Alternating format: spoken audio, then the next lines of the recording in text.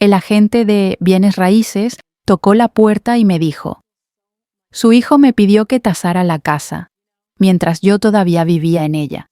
Mi corazón se detuvo.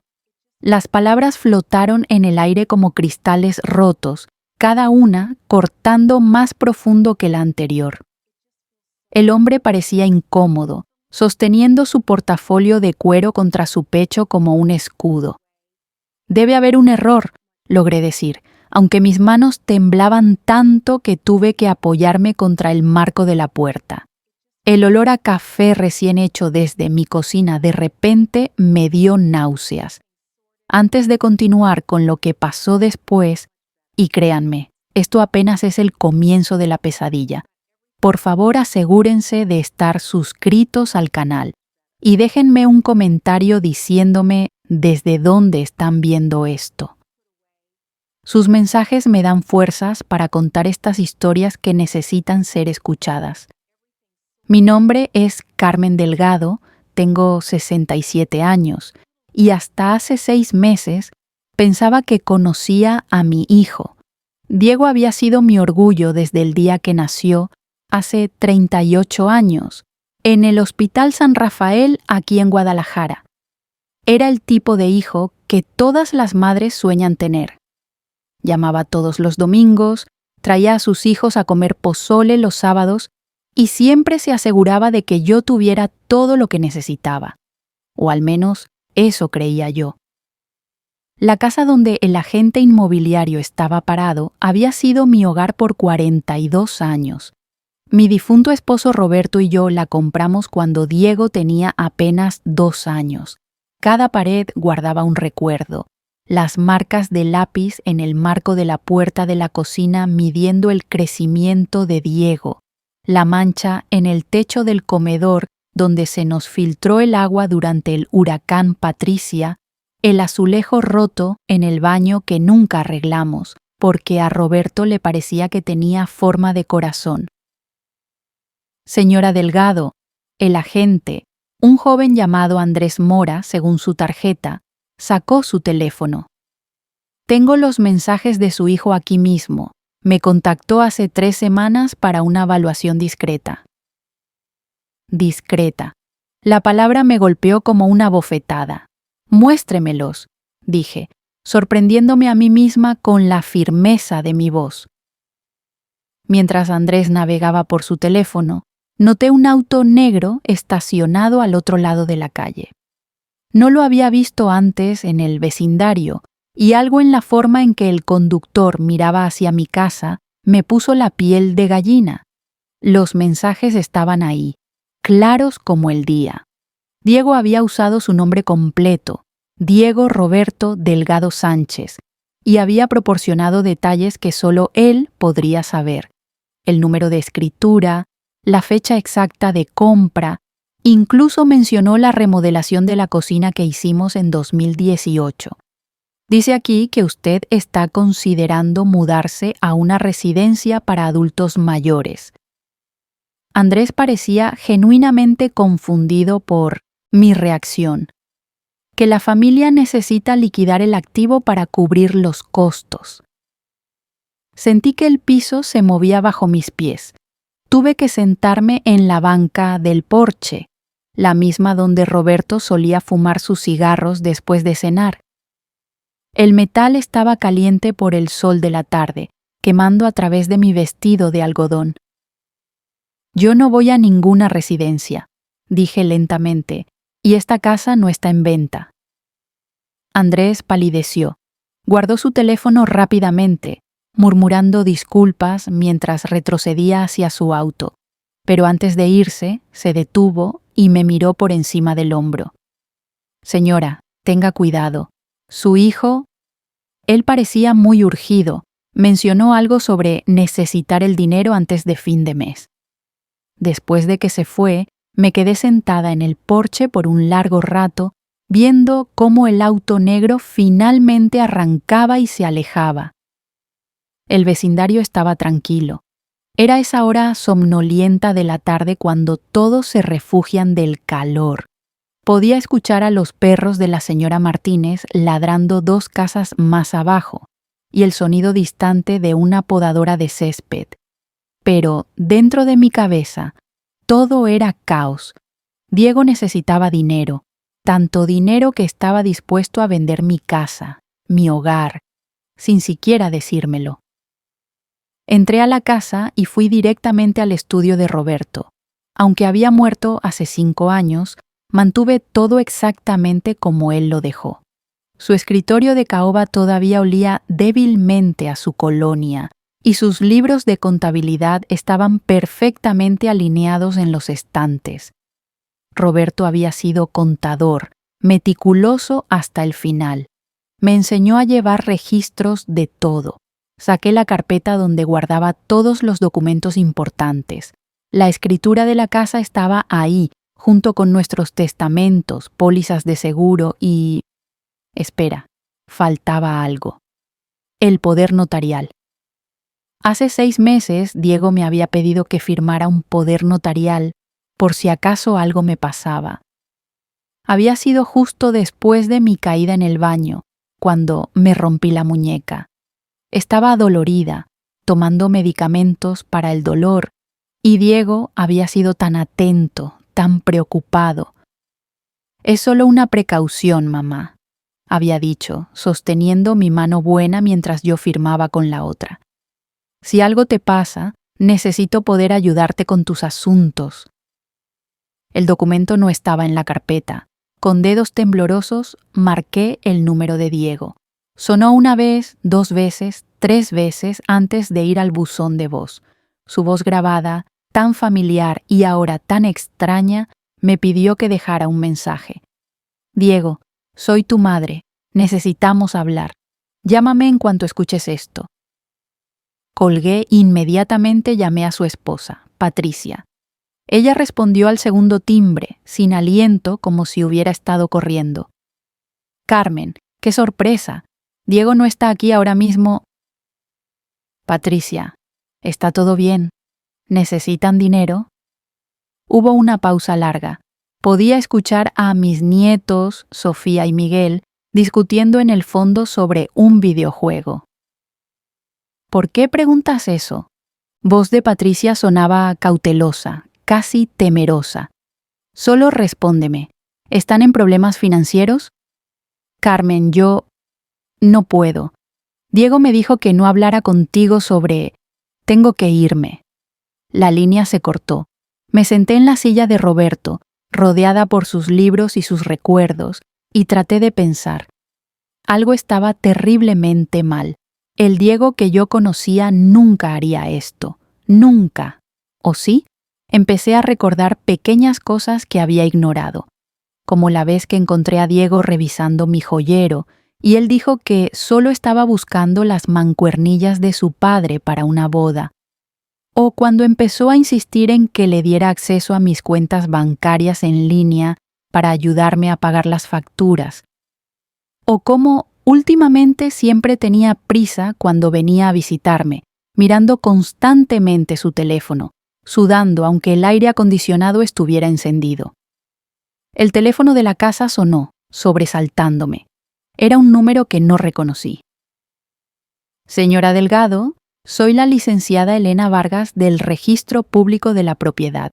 Estoy llamando porque hubo un intento de transferir su propiedad esta mañana, pero notamos algunas irregularidades en la documentación». Mi sangre se heló. «¿Qué tipo de irregularidades?» «Bueno, el poder notarial presentado parece haber sido alterado. La fecha fue cambiada y hay algunas inconsistencias en las firmas. Por ley, tenemos que notificarle antes de proceder con cualquier transferencia». «No autoricé ninguna transferencia», dije firmemente. «Y necesito que detengan cualquier proceso inmediatamente».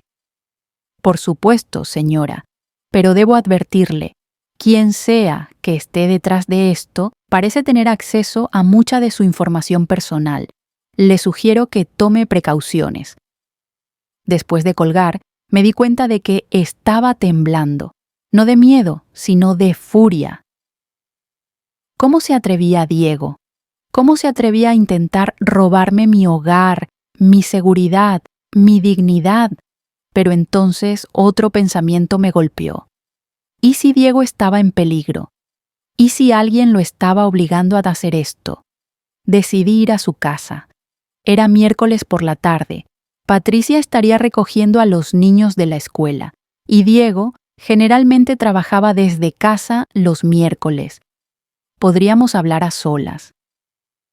Tomé las llaves de mi viejo Tsuru, el mismo que Roberto y yo compramos en 1998. Diego siempre me decía que lo vendiera, que era muy viejo, pero ese auto había sido parte de tantos momentos familiares que no podía dejarlo ir. El tráfico en Guadalajara estaba terrible, como siempre. Me dio tiempo para pensar, para preparar lo que iba a decir. Pero cuando llegué a la casa de Diego, en la colonia Providencia, vi algo que me heló la sangre. El mismo auto negro de antes estaba estacionado afuera. Me estacioné a una cuadra de distancia y caminé lentamente hacia la casa. Era una casa bonita, de 2 pisos con un pequeño jardín al frente.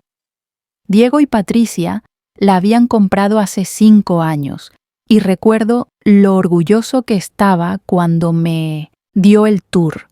La puerta principal estaba entreabierta. Podía escuchar voces desde adentro, la de Diego y otra que no reconocí, un hombre con acento del norte, tal vez de Sinaloa o Sonora. El trato era simple, decía la voz desconocida. $300,000 para el viernes o ya sabes las consecuencias. Ya te dije, estoy trabajando en ello. La voz de Diego sonaba desesperada. La casa de mi madre vale al menos eso. Solo necesito unos días más para... Ya te dimos demasiado tiempo. Tu familia es hermosa, Diego. Sería una lástima que algo les pasara. Escuché pasos acercándose a la puerta y me escondí rápidamente detrás del auto de los vecinos. Un hombre salió, alto, vestido de traje negro, con lentes de sol a pesar de que el día estaba nublado. Subió al auto negro y se fue. Esperé 5 minutos antes de tocar la puerta. Diego abrió, y nunca lo había visto tan mal. Tenía ojeras profundas, había perdido peso, y sus manos temblaban visiblemente. «Mamá, ¿qué haces aquí? Necesitamos hablar». Me dejó pasar. La casa, generalmente impecable, estaba desordenada. Había papeles esparcidos por toda la mesa del comedor, y noté varias botellas de tequila vacías en la cocina. «Diego, ¿en qué te metiste?» Se desplomó en el sofá, cubriéndose la cara con las manos. «No quería que supieras. Pensé que podía manejarlo». «¿Manejar qué? ¿Quién era ese hombre?» «Mamá, por favor, vete. No es seguro que estés aquí. No me voy hasta que me digas la verdad». Y entonces, mi hijo, mi niño que solía llorar cuando se raspaba las rodillas, que me hacía tarjetas del Día de las Madres con macarrones pintados, que juró sobre la tumba de su padre que siempre me cuidaría. Me contó todo. Había empezado hace 1 año. Un amigo del trabajo le había hablado de una inversión segura, criptomonedas que supuestamente se duplicarían en valor en cuestión de meses. Diego invirtió sus ahorros, luego pidió prestado, luego pidió más prestado cuando las primeras inversiones parecían estar dando frutos. Era toda una estafa, mamá, una pirámide elaborada. Cuando traté de sacar el dinero había desaparecido y los prestamistas no eran bancos. ¿Cuánto debes? $300,000, con intereses. Me senté pesadamente junto a él. $300,000, más de 6 millones de pesos. Era una cantidad astronómica. ¿Por qué no me dijiste? Podríamos haber ido a la policía. Diego rió amargamente. ¿La policía? Mamá, esta gente tiene a la policía en su nómina. Amenazaron con hacerle daño a Patricia, a los niños. Me mostraron fotos de Sofía saliendo de la escuela, de Miguel en su práctica de fútbol. Saben todo sobre nosotros. ¿Y tu solución era robar mi casa? No era robar. protestó débilmente. Iba a decirte después, cuando todo estuviera resuelto. Pensé que podría vendérsela a un inversor, pagar la deuda y luego encontrar la manera de recuperarla o comprarte otra. Diego. Mi voz cortó sus excusas. Esa casa no es solo una propiedad, es mi hogar, es donde creciste, es donde tu padre murió. ¿Cómo pudiste? Empezó a llorar entonces, grandes sollozos que sacudían todo su cuerpo. Mi instinto maternal quería consolarlo, pero mi corazón roto me mantuvo inmóvil. Tenemos que encontrar otra solución, dije finalmente. No hay otra solución. Si no les pago para el viernes, van a... No pudo terminar la frase. Me levanté y caminé hacia la ventana. El jardín trasero donde mis nietos jugaban se veía tan pacífico. Un columpio colgaba de un viejo mezquite y había juguetes esparcidos por el pasto. Esta podría ser la última semana que mis nietos tuvieran un padre, a menos que... ¿Tienes alguna prueba de sus amenazas? ¿Mensajes, grabaciones, algo? Diego me miró confundido. Algunos mensajes de texto, pero, mamá, ya te dije, no podemos ir a la policía. No estoy hablando de la policía local. Saqué mi teléfono y busqué un número que no había marcado en años. Rosa Mendoza había sido mi mejor amiga en la secundaria. Perdimos contacto cuando ella se mudó a la Ciudad de México para estudiar Derecho, pero nos habíamos reconectado recientemente a través de Facebook. Lo que Diego no sabía era que Rosa no era solo abogada, era fiscal federal especializada en crimen organizado. Rosa, soy Carmen Delgado. Sí, ya sé que ha pasado mucho tiempo. Escucha, necesito tu ayuda. Es urgente. Le expliqué la situación mientras Diego me miraba con una mezcla de esperanza y terror. Rosa escuchó sin interrumpir, ocasionalmente haciendo preguntas específicas. Carmen, esto es serio, pero si tu hijo coopera, podríamos tener un caso. El grupo que describes suena como los empresarios. Han estado en nuestro radar por meses. Se especializan en estafas de inversión dirigidas a profesionistas de clase media. ¿Pueden proteger a mi familia? Si Diego testifica y proporciona evidencia, sí. Pero tienen que venir a la Ciudad de México, esta noche. Miré a Diego. Empaca lo esencial.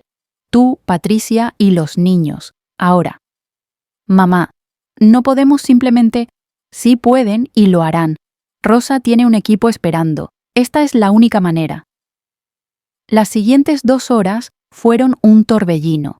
Patricia llegó a casa con los niños y, después del shock inicial, demostró ser más fuerte de lo que esperaba.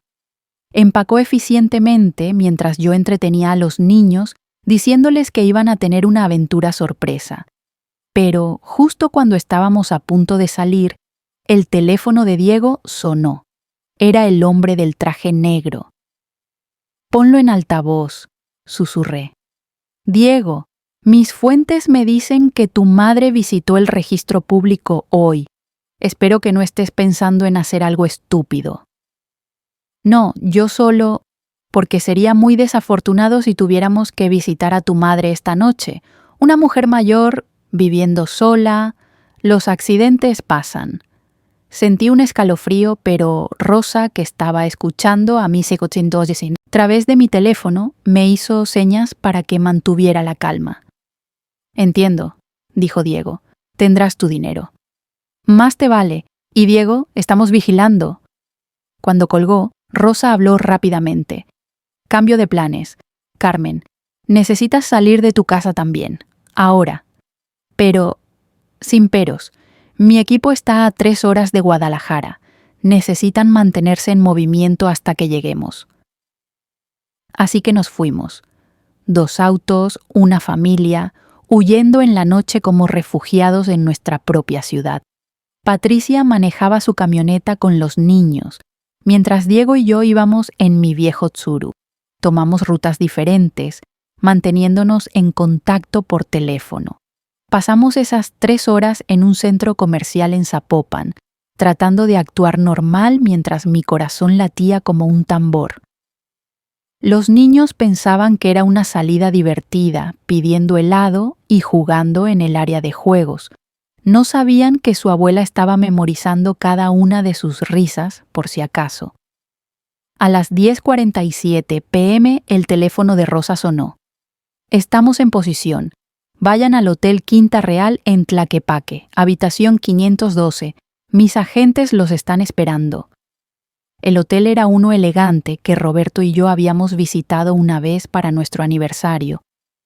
Parecía surrealista estar ahí bajo estas circunstancias. Los agentes federales no parecían agentes.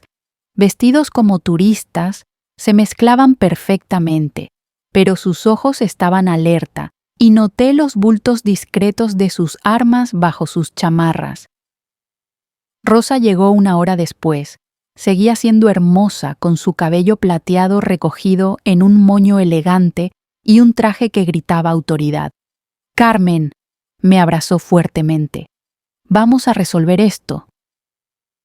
Se sentó con Diego por 3 horas esa noche, revisando cada detalle, cada mensaje, cada transacción. Diego había guardado más evidencia de la que pensaba. Screenshots, grabaciones de voz que había hecho secretamente, números de cuenta, nombres. «Esto es oro», dijo Rosa.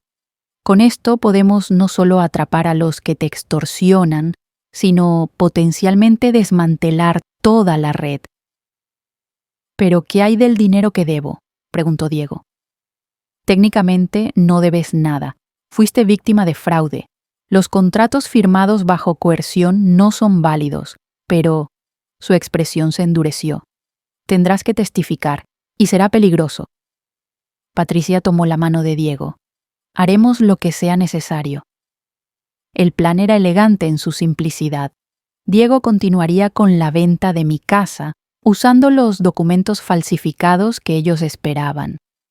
Rosa explicó que necesitábamos que los criminales se expusieran completamente, que revelaran toda su operación. «Pero mi casa», empecé. «Estará protegida. Tenemos una orden judicial congelando cualquier transacción de esa propiedad.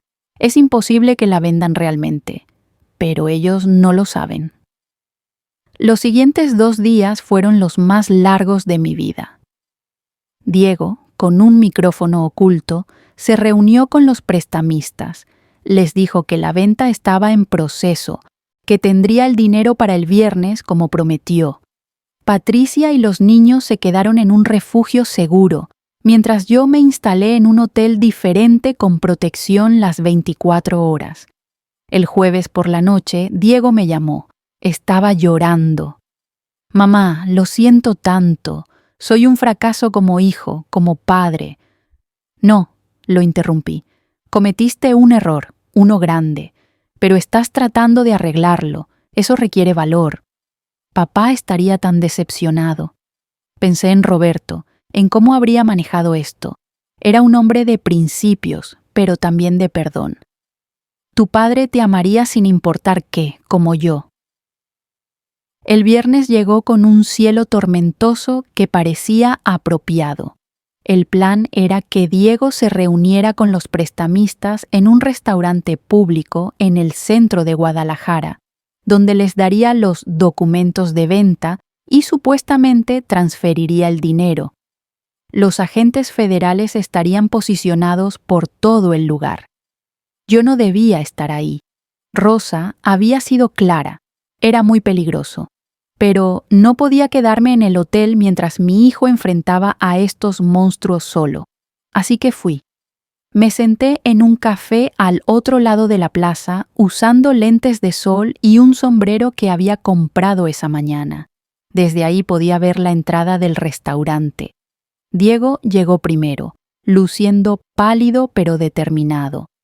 10 minutos después, 3 hombres entraron. Reconocí al del traje negro. Pasaron 45 minutos, los minutos más largos de mi vida. Entonces, de repente, hubo movimiento. Agentes federales convergieron desde todas las direcciones. Hubo gritos, confusión. Vi a los 3 hombres siendo sacados esposados, pero entonces vi algo que me heló la sangre. Un cuarto hombre, uno que no había entrado con los otros, estaba caminando rápidamente hacia donde Diego estaba parado con los agentes.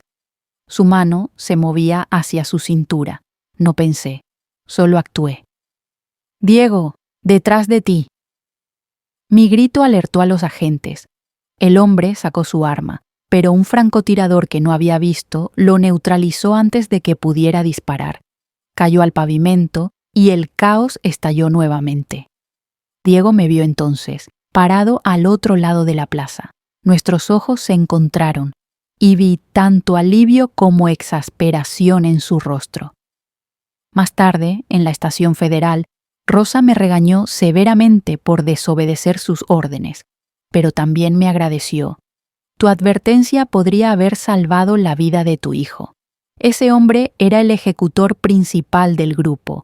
Lo habíamos perdido de vista. La operación fue un éxito mayor de lo que esperaban. Los arrestos llevaron a más arrestos. En total, 23 personas fueron detenidas, incluyendo 2 oficiales de policía corruptos y un notario que había estado ayudando con los documentos fraudulentos. Encontraron registros de docenas de víctimas como Diego, profesionistas que habían sido atraídos, estafados y luego extorsionados.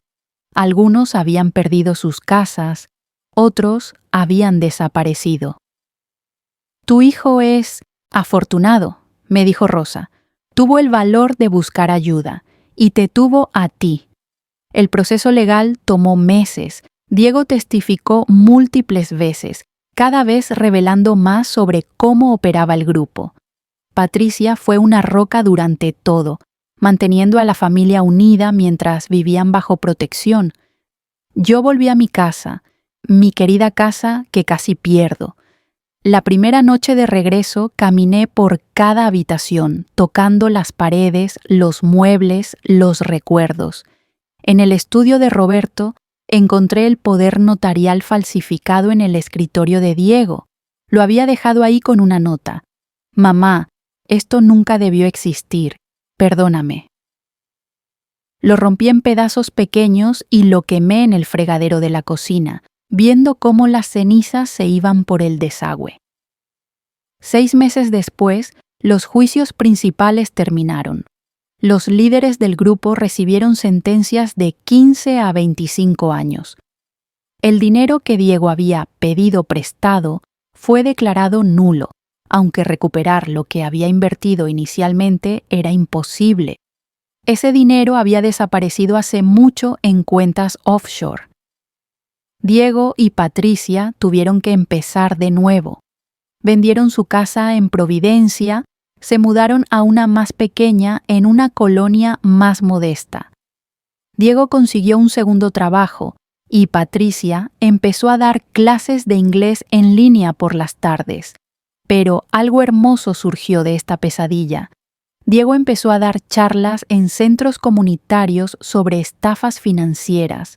Compartía su historia abiertamente, sin vergüenza, advirtiendo a otros sobre las señales de alerta que había ignorado. Un periódico local escribió un artículo sobre él, llamándolo «El contador que se convirtió en activista». Patricia y yo nos volvimos más cercanas. Antes, siempre había habido una distancia cortés entre nosotras, pero sobrevivir a esto, juntas, nos unió. Ahora cocinamos juntas los domingos mientras los niños juegan y hablamos, realmente hablamos, sobre todo. Los niños, gracias a Dios, salieron relativamente ilesos. Les dijimos que papá había ayudado a atrapar a algunos hombres malos, lo cual era verdad.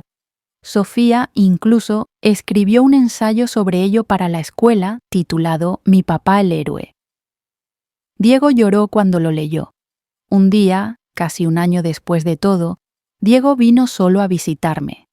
Nos sentamos en el porche, en esa misma banca donde me había enterado de su traición. Mamá, necesito preguntarte algo. ¿Alguna vez podrás perdonarme completamente?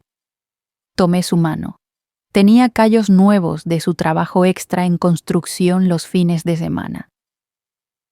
Hijo, te perdoné el momento en que me dijiste la verdad, pero el perdón no significa olvidar, significa aprender y seguir adelante.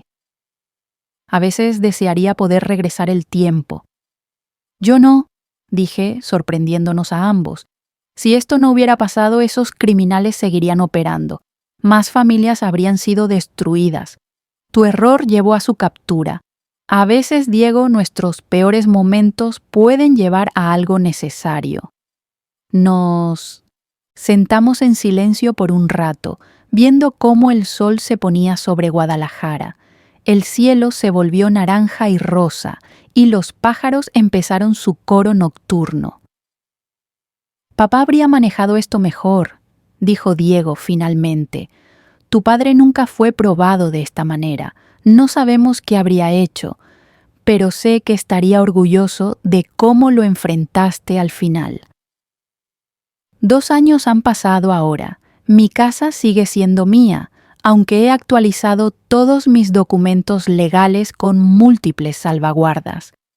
Diego nunca tendrá poder notarial sobre mis asuntos. Esa es una consecuencia que ambos aceptamos. Pero nuestra relación, aunque diferente, es en algunos aspectos más fuerte. Ya no hay pretensiones entre nosotros. Diego conoce mi fuerza y yo conozco su debilidad. Y de alguna manera, eso nos ha hecho más honestos el uno con el otro. Patricia me contó recientemente que Diego tiene pesadillas a veces. Se despierta en sudor frío, convencido de que los hombres han regresado. Ella lo abraza y le recuerda que están en prisión, que la familia está a salvo.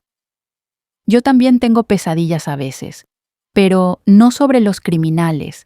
Sueño con ese momento cuando el agente inmobiliario tocó mi puerta, cuando mi mundo empezó a desmoronarse. En el sueño, a veces digo que sí, que vendo la casa.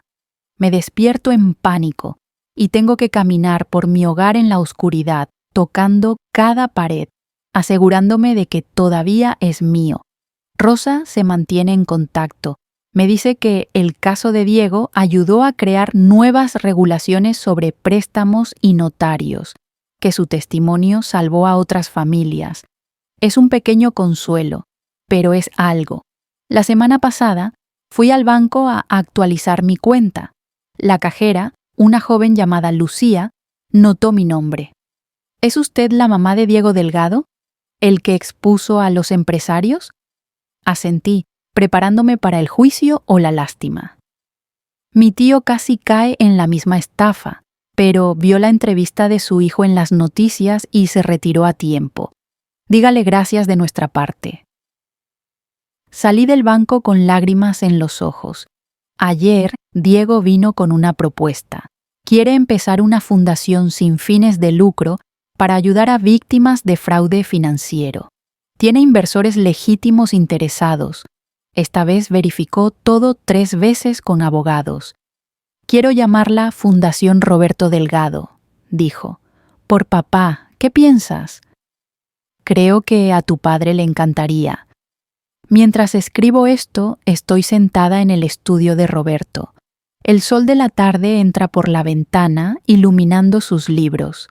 La casa está tranquila, ese tipo de tranquilidad pacífica, no la ominosa. Mañana, Diego y su familia vendrán para la carne asada del domingo. Patricia traerá su famosa ensalada de nopales y los niños correrán por el jardín como si nada hubiera pasado. Porque para ellos, realmente, la vida siguió. Pero Diego y yo sabemos, llevamos las cicatrices de esos días terribles. A veces nos miramos sobre la mesa y veo el recuerdo destellar en sus ojos, peso de lo que casi perdimos. Mi vecina, la señora Martínez, a menudo dice que soy demasiado indulgente con Diego, que debería haberlo desheredado, cortado contacto, dejado que enfrentara las consecuencias solo. Pero ella no entiende. Cuando eres madre, Tu amor no es condicional, está probado, sí, estirado hasta casi romperse. Pero no se rompe, se transforma. Diego ya no es el hijo perfecto que pensé que tenía. Es un hombre imperfecto que cometió un error terrible y encontró el valor para enmendarlo. Y tal vez eso es mejor, porque ahora sé que cuando la vida lo pruebe de nuevo, y lo hará, él sabe cómo levantarse. La casa que casi perdí se ha convertido en algo más que un hogar ahora. Es un símbolo de supervivencia, de la fortaleza de los lazos familiares probados por el fuego. Cada habitación cuenta dos historias, la de la familia feliz que fuimos y la de la familia más fuerte en la que nos convertimos. A veces, tarde en la noche, salgo al porche y me siento en esa banca. El vecindario duerme, pero yo estoy despierta, pensando, no en lo que casi pasó, sino en lo que sí pasó. Cómo un momento de desesperación y traición se convirtió en una historia de redención. No le deseo a nadie lo que pasamos, pero si me preguntan qué aprendí, les diría esto. Presten atención. Cuando sus seres queridos cambien, cuando el dinero se vuelva repentinamente urgente, cuando los documentos aparezcan para firmar en momentos vulnerables, presten atención. Y si descubren una traición, recuerden, la persona que aman todavía está ahí, en algún lugar bajo el miedo y la desesperación. La pregunta es si ambos son lo suficientemente fuertes para encontrar el camino de regreso el uno al otro. Nosotros lo fuimos, apenas, pero lo fuimos. El teléfono suena. Es Diego. Mamá, ¿necesitas algo del supermercado para mañana? Sí, hijo. Trae limones para la carne y tal vez algo de cerveza para ti y Patricia. ¿Papá tenía una marca favorita? Sonrió. Corona, siempre Corona. Entonces Corona será. Te veo mañana, mamá. Te amo. Yo también te amo, hijo. Cuelgo y vuelvo a mi libro. Afuera, Guadalajara continúa su ritmo eterno. El tráfico, los vendedores ambulantes, la vida siguiendo adelante. Mi casa permanece firme, como siempre lo ha hecho, como siempre lo hará. Pero ahora sé que una casa es solo ladrillos y mortero sin la familia que la llena. Y una familia, aprendí, puede sobrevivir a casi cualquier cosa si se aferra a lo que realmente importa. No la perfección, sino el amor imperfecto y tenaz que se niega a soltarse. El agente inmobiliario nunca volvió, pero si lo hiciera, le diría, esta casa no está en venta, nunca lo estuvo y nunca lo estará, porque algunas cosas son invaluables, mi hogar, mi familia, y la segunda oportunidad que casi no tuvimos. Si esta historia los tocó, si tienen padres mayores o familiares vulnerables, hablen con ellos, protejan sus documentos, cuestionen los cambios repentinos y, sobre todo, recuerden que el amor verdadero no es el que nunca falla, es el que encuentra la manera de levantarse después de caer. Mañana será domingo, habrá risas en esta casa otra vez, habrá niños jugando, comida en la mesa, y una familia imperfecta pero inquebrantable reunida bajo este techo que casi perdimos. Y eso, al final, es suficiente, más que suficiente, es todo.